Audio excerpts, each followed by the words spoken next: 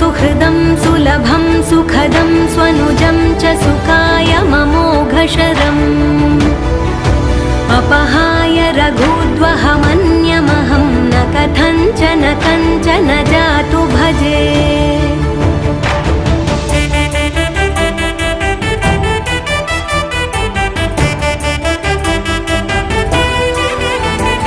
विना वेङ्कटेशं ननाथो ननाथः सदा वेङ्कटेशं स्मरामि स्मरामि। हरे वेङ्कटेश प्रसीद प्रसीद प्रियं वेङ्कटेश प्रयच्छ प्रयच्छ।